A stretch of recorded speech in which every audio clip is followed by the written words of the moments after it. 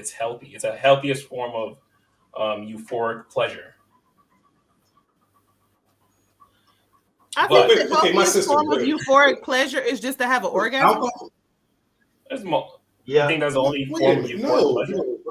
I'm saying for ego death, you're not going to get an ego death through an orgasm. You can have ego death through mushrooms. In our community, we have a huge problem with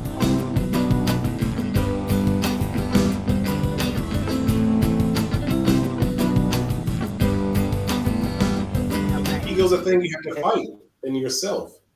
You can't help it. Ego is the part of you that you are fighting every single day. Ego's the first thing to come and the last thing to go. Actually, ego is what really helps you form who you are. Yeah, ego helps you. Ego helps you succeed in life, but an ego can also be an enemy. It can be a ego will also sword. kill you. An ego is also a facade. You have to have ego death. That's why Native Americans say every 3 years you need to have a mushroom trip so you can get the mask off that you've been portraying to the world to kind of be safe and get it off of you. Absolutely, mushrooms are important. Absolutely. And I think more Black people in the community need to start looking into it because, again, our facade, our willing to kill each other over disrespect is a problem. And something that does, our ego is why we kill each other. Our pride is why we end up hurting each other. We need to kill our facades and kill the ego that we think that we have. Excuse me, I'm just a mushroom trip. Like, you mean like drugs, bro? Like, you want people to go get high every 3 years? Is that what you said? Mushrooms? Yeah. Absolutely, yes. Yeah. I got better. We smoke weed like nothing. Weed as a community, no problem. But what's the problem with mushrooms?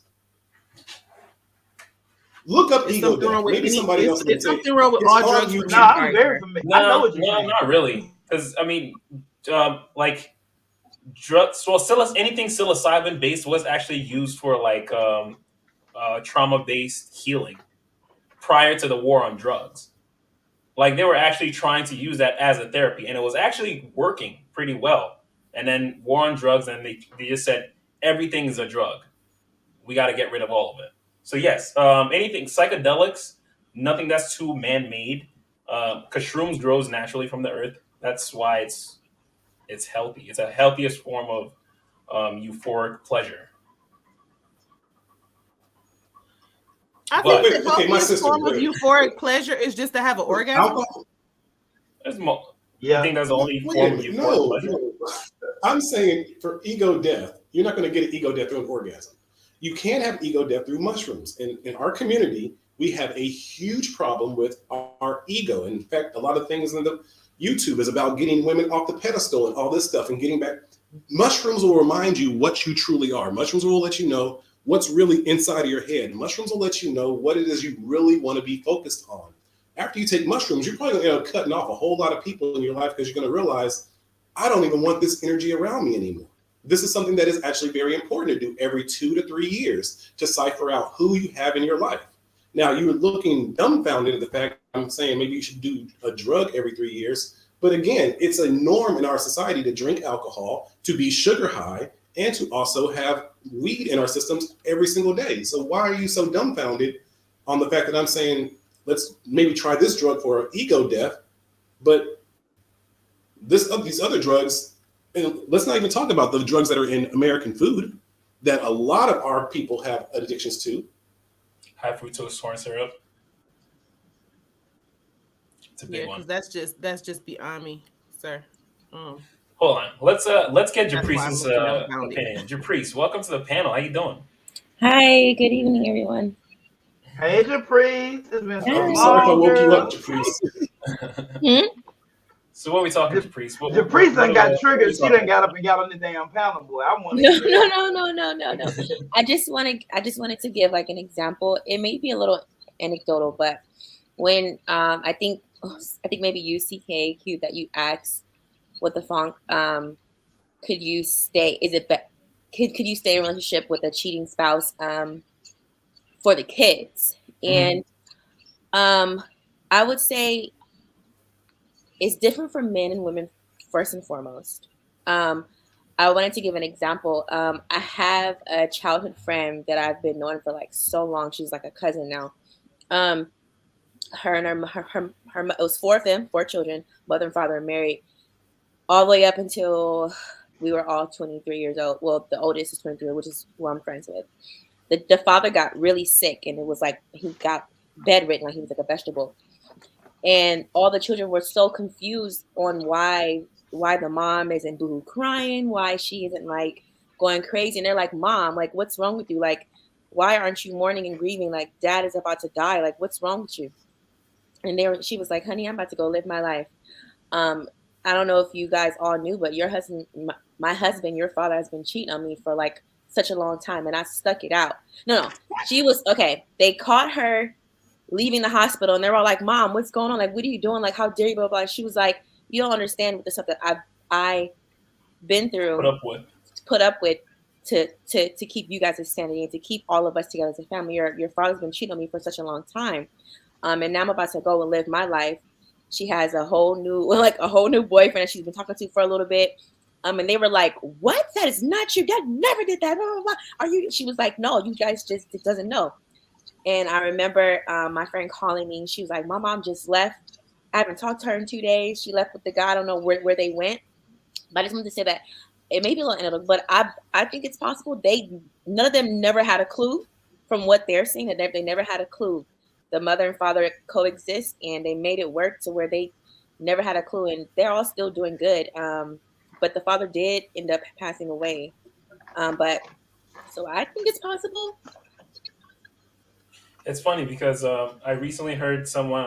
It was Hassan at 8 at the Table, and he was doing an interview on Talk Your Shit podcast, and he was saying how sometimes women don't understand how much power they have when it comes to nurturing ability, because a woman, the power of a woman to raise a child, that woman shapes how the child views the father.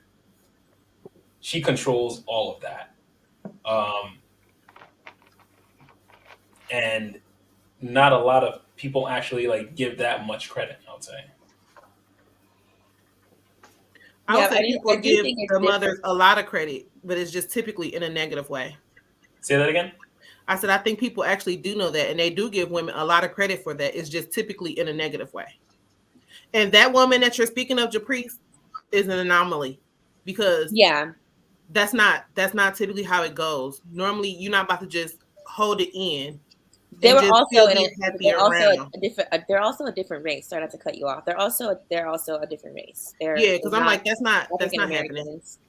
You're not about to fuck around on me multiple times. They're not black. Be around here acting like it's okay. Like, I mean, like, I'm quite sure they saw arguments or something, but it was just that.